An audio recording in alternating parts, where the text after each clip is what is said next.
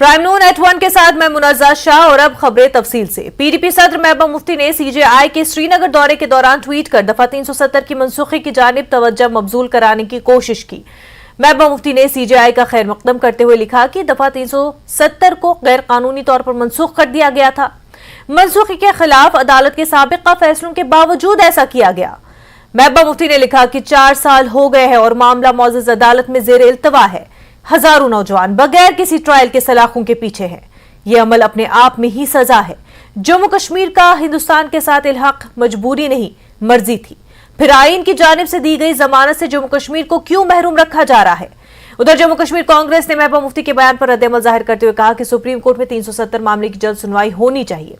Jammu Kashmir BJP का कहना है कि यह सुप्रीम कोर्ट तक है कि वो कब इस पर सुनवाई करे। बीजेपी लीडर कुवेंद्र गुप्ता का कहना है कि 370 से जम्मू कश्मीर में भेदभाव होता था और इससे अलहदगी पसंद को जन्म दिया था। उन्होंने कहा कि सिर्फ मुल्क मुखालिफ सरगर्मियों में मुलविस नौजवान ही जेलों में बंद हैं।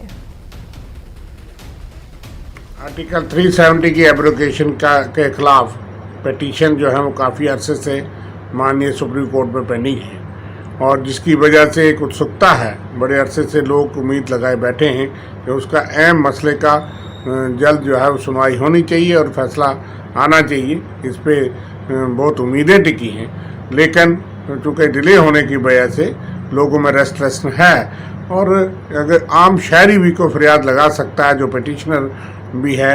और अगर एक साबका मुख्यमंत्री माननीय मुख्य न्यायाधीश के तवज्जो में मामलात को लाना चाहती हैं और फरियाद करती हैं कि उसकी जल्दी सुनवाई हो, मैं समझता हूं कि उसमें कोर्ट के प्रोसेस से गौर होना चाहिए और गौर होगा और उसमें जल्दी सुनवाई हो। ये देश के हित में है और लोगों के हित में है कि मामले के निपटारा होना चाहिए, उस पर गौर होनी चाहिए, क्योंकि ये एक अहम मसला है जिस पर लोगों की उम्मीदें टिकी हैं और लोगों का जुडिशरी में पूरा विश्वास है। ये इस देश की खूबसूरती है। महबूबा मुफ्ती ने कहा है कि धारा 370 को जो जम्मू कश्मीर से रिवोक किया गया, एक तो उसका मामला पेंडिंग है।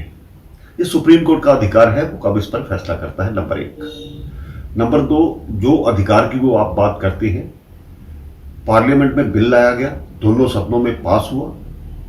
जम्मू कश्मीर के लोगों के साथ जिस तरह से ज्यादती हो रही थी, चाहे वो बाल्मीकि समाज था, चाहे वो गोरखा समाज था, वेस्ट पाकिस्तान रेफ्यूजी जो अपने ही देश के रहने वाले थे, उनके साथ जो अन्याय हो रहा था, तो जो भेदभाव की नीति लगातार सरकारों द्वारा अपनाई जाती रही और इस धारा 370 ने यहाँ अलगाववाद, आतंकवाद, भ्रष्टाचार, परिवारवाद, इन सब चीज़ों को जन्म दिया। आज अगर उसको तोड़ा गया है तो मुझे लगता है कि एक अच्छा कदम है। यहाँ तक उन्होंने नौजवानों को बात की है कि बिहाइंड द बार्स, वो इसलिए है कि वो देश विरोधी जिन्होंने काम किया वही लोग, और खास करके इस आतंकवाद की नीति पर जीरो टॉलरेंस सरकार की है, वो होनी भी चाहिए।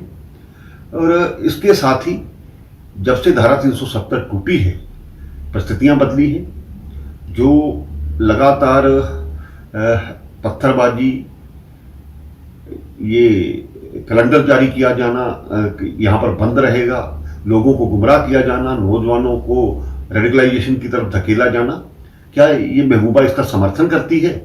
ये लोगों को गुमराह करके, और आज आतंकवाद की समाप्ति यूएन की रिपोर्ट जो कल आई है उसके माध्यम से भी ये कहा गया है, तो इसको समझना चाहिए। लोगों को गुमराह करके कोई फायदा नहीं। चीफ जस्टिस ऑफ इंडिया अगर कश्मीर में आए हैं, उनका स्वागत जरूर करना चाहिए, लेकिन इन विषयों को लेकर के 370 को लेकर के गड़े मुर्दे उखाड़ना ये बंद करें। 62 दिनों